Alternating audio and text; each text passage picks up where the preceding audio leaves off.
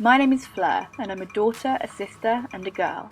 Now, we all know that a lot of the time men and women are treated differently, and as a woman, this has forced me to assess my place in the world. As a feminist, I recognise how sexism impacts our views on gender, but I'm hoping there's more than these derogatory views. The biblical role for a woman is that she's to be a helpmate, and on issues she submits to her husband. In this documentary series, I've explored the ins and outs of gender, but in this episode, I consider a new side completely, the LGBT community. I've had many trans and genderqueer friends over the years, which I feel gives me enough of a starting point to explore how LGBT identities affect our perception of gender. I want to know how non-cisgender people affect regular gender roles. In fact, is there even a need for men and women at all?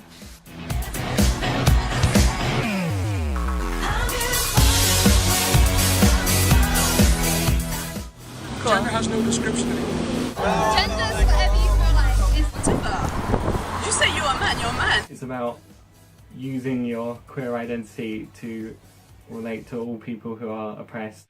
Let's get started. You may learn something. We see gender everywhere. We learn what gender is from our parents, from school, from work. Whether we like it or not, we see gender in adverts and in film and online. The definition of gender has stayed static for so long, but now, it seems, there's a gender revolution. Not only are cisgender people tired of being defined by their sex, but LGBT genders are coming out in droves.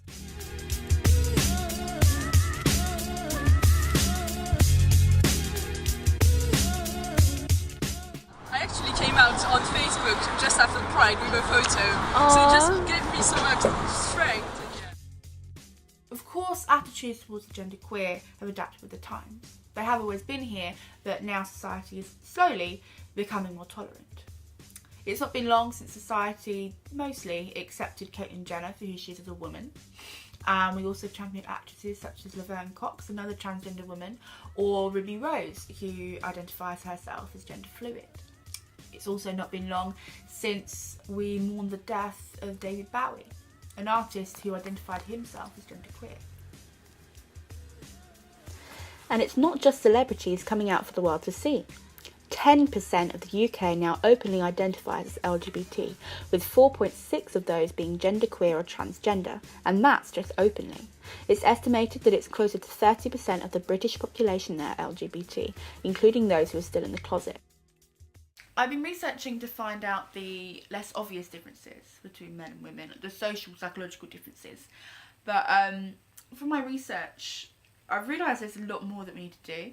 Like transgender and intersex and non-binary people of alternative genders, LGBT genders, they make up a large part of this conversation about gender. And I've realised that they've been completely ignored.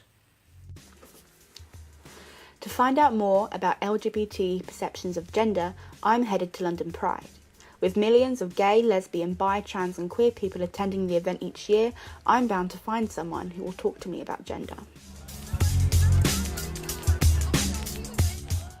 At its core, Pride is a protest starting in 1969 at the Stonewall Inn in New York.